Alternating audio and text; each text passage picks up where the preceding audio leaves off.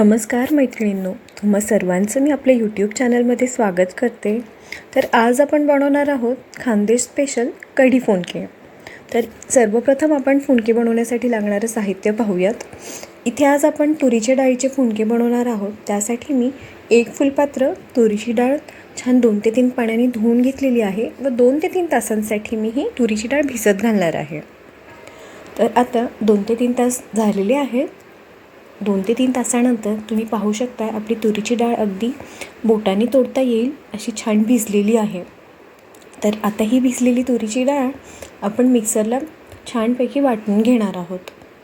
तर यासाठी आपण सर्वप्रथम एका स्ट्रेनरवर ही तुरीची डाळ टाकून त्यातलं सर्व पाणी निथळून घेणार आहोत.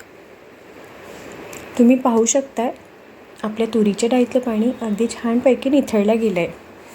तर आता आपण ही तुरीची डाळ मिक्सरला बारीक करणार आहोत. तर बारीक करताना यामध्ये आपण 2 ते 3 हिरव्या मिरच्या, 5-6 लसणाच्या पाकळ्या तसंच जिरं आपण हे टाकून तुरीची डाळ आपण बारीक करून घेणार आहोत. मैत्रिणींनो, तुम्ही तुमच्या चवीप्रमाणे हिरव्या मिरच्यांचं प्रमाण कमी जास्त करू शकता. तर इथे तुम्ही पाहताय आपली तुरीच्या डाळीचं वाटण अगदी छानपैकी रेडी झालेलं आहे. इथे आपण तुरीची डाळ बारीक करताना अगदी रवाळ अशी बारीक करायची आहे. यामध्ये पाण्याचा वापर बिलकुलसुद्धा करायचा नाही आहे.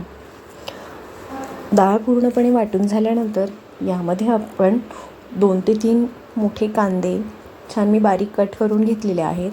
यामध्ये मी हिरवी कोथिंबीर, चवीप्रमाणे मीठ तसंच थोडंसं हिंग आणि हळद टाकलेली आहे व हे सर्व मिश्रण आपण अगदी छानपैकी एकजीव करून घेऊयात.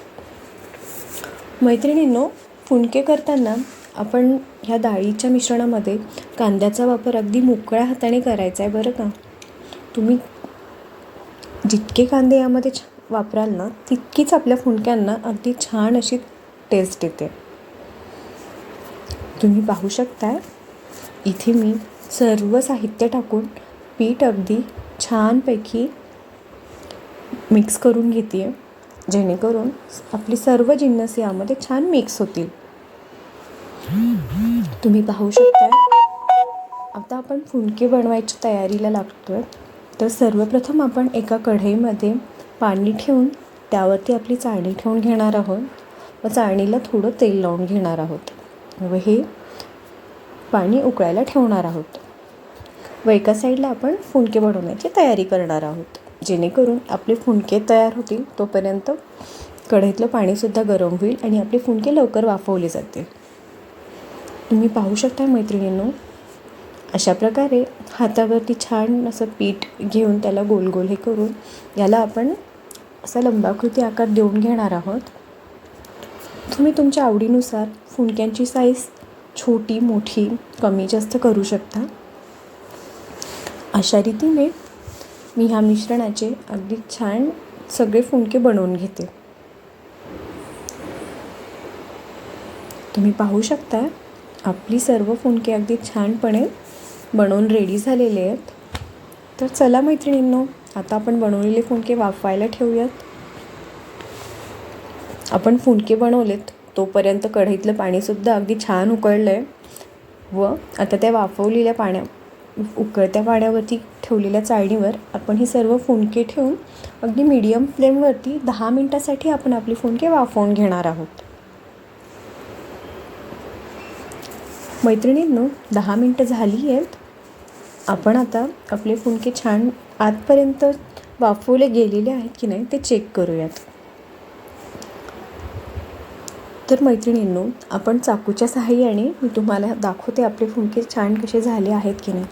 तर चाकू आपण असा एखाद्या फुनक्यामध्ये आपण टाकून बघूयात. चाकू जर अगदी क्लीन निघाला तर याचा अर्थ आपले फुनके अगदी छानपणे आतपर्यंत शिजलेले आहेत.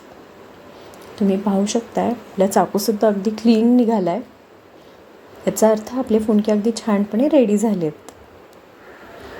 तर आता आपण हे सर्व गरमागरम फुनके एका प्लेटमध्ये काढून घेऊयात.